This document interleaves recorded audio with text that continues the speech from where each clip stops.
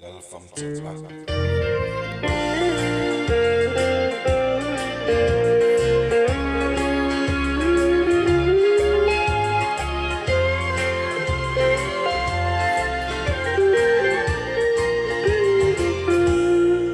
L'alfam tsanna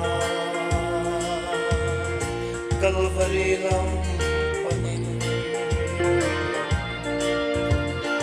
At havaleng langin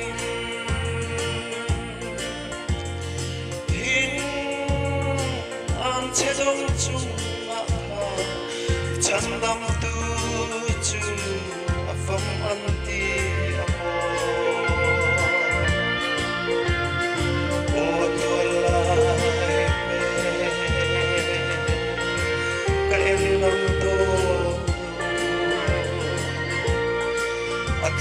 Sen na farle anak riamso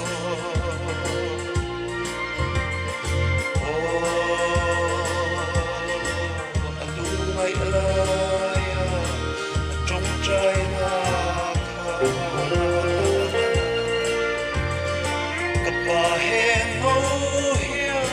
min bel se ti ma se Sogro se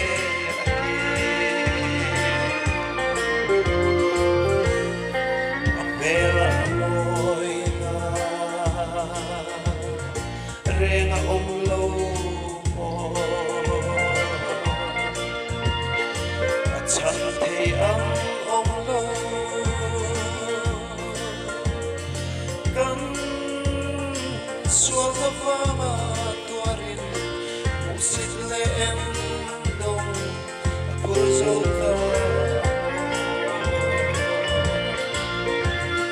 O tuaray pe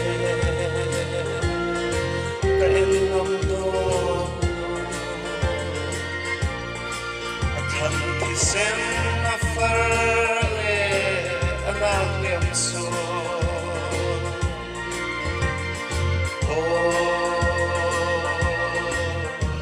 May alaya trong trai na kapahe no hiya min bel se ati ma se itulo sogro se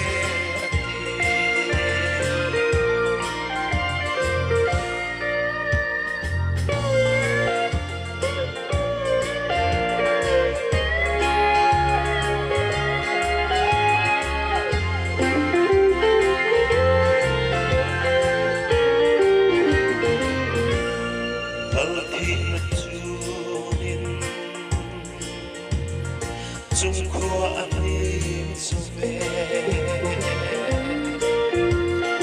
Lele vang tal ani Lal ti na suntu te chu Kupuiri le nil Hingte ani asin O atuar lai pe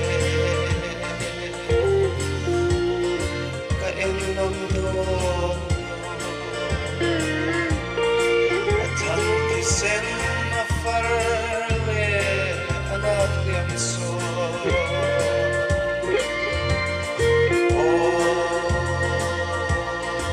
Anong may alaya trong trai na